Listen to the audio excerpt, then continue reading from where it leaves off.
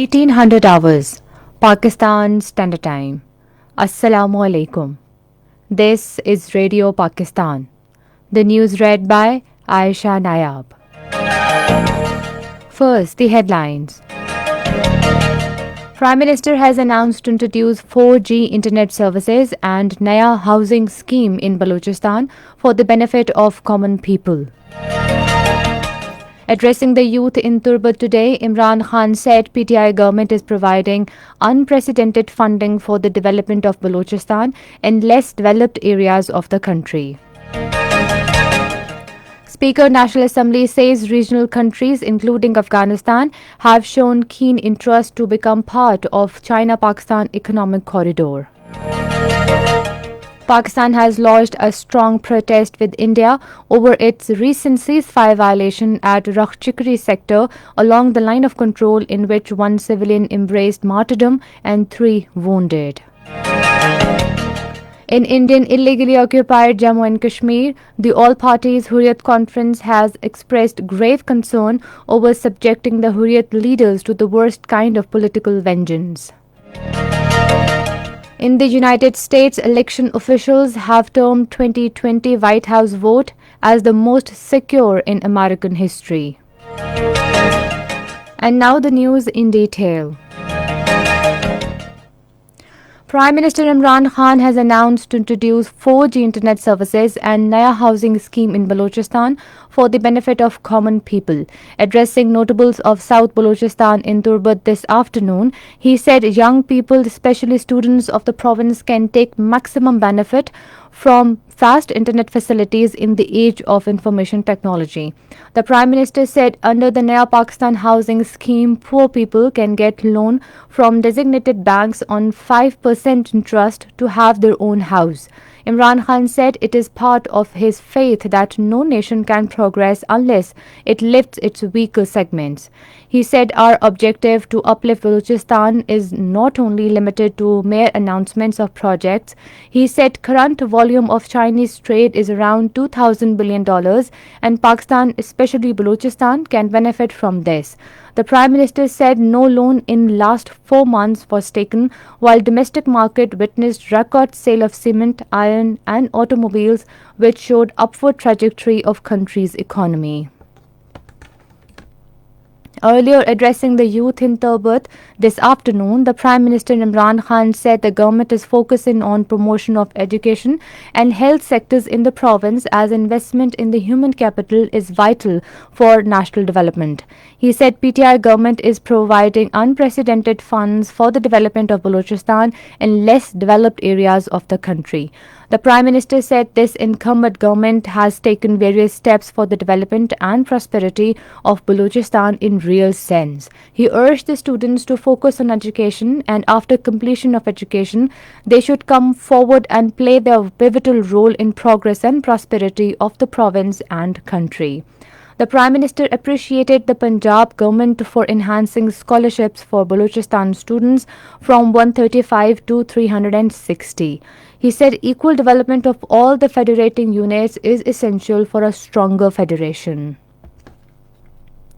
Speaker National Assembly Asad Kaisar has said that regional countries including Afghanistan have showed keen interest to become part of China-Pakistan economic corridor.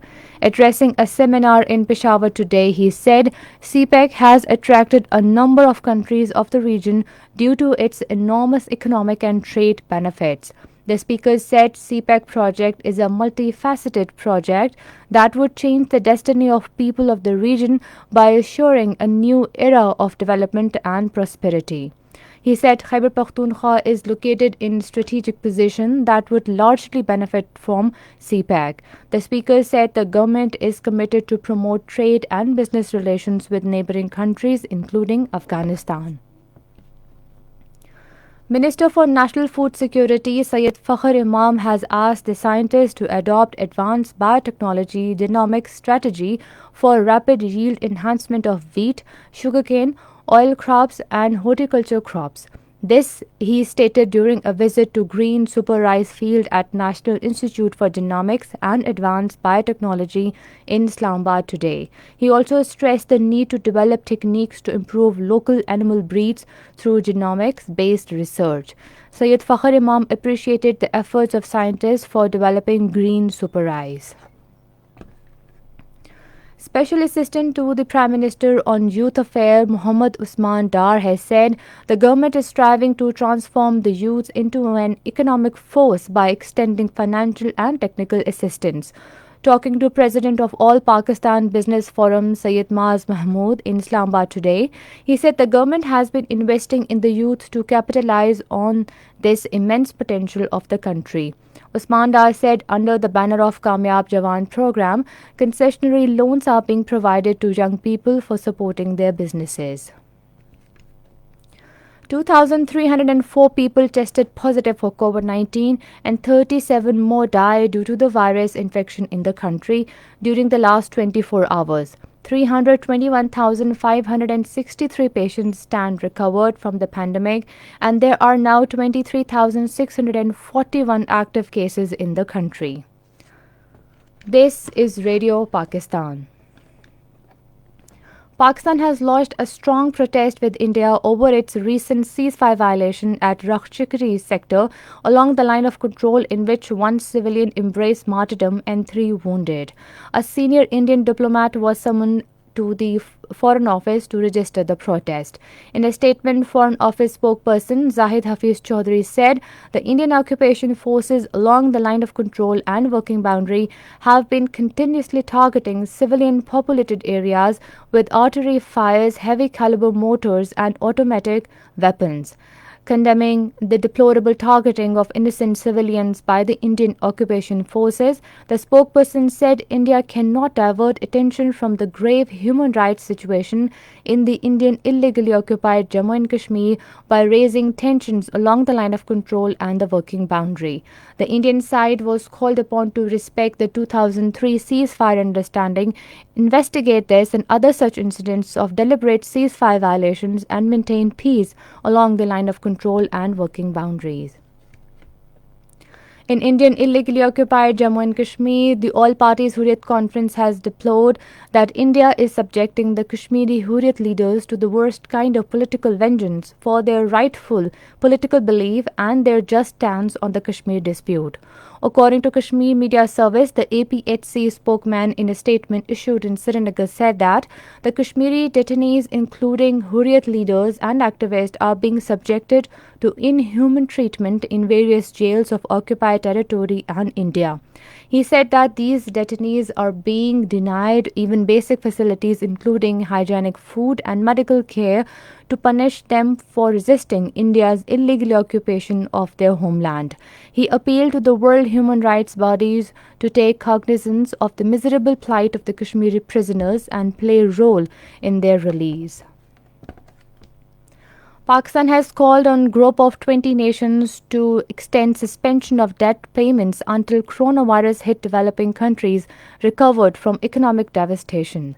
Speaking at annual ministerial meeting of Group of 77 and China, Pakistan's permanent representative to United Nations Munir Akram said COVID pandemic has devastated economies of many countries, adding multidimensional challenges. Highlighting Pakistani Prime Minister Imran Khan's initiative for debt relief, Ambassador Akram stressed need that debt suspension by G20 should be extended until the period that we recover from the pandemic.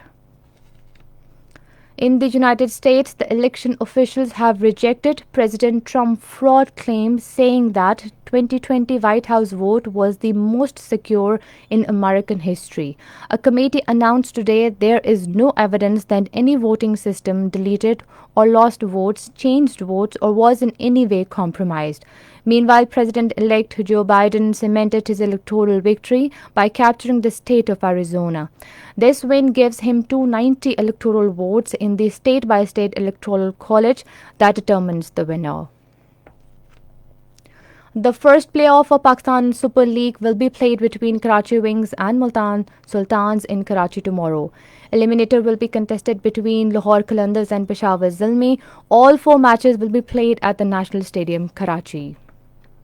And finally, the weather. Rain thunderstorm with snowfall is expected in Islamabad, Pothohar region, Gilgit-Baltistan, Kashmir, northern Balochistan and upper Khyber Pakhtunkhwa during the next 24 hours.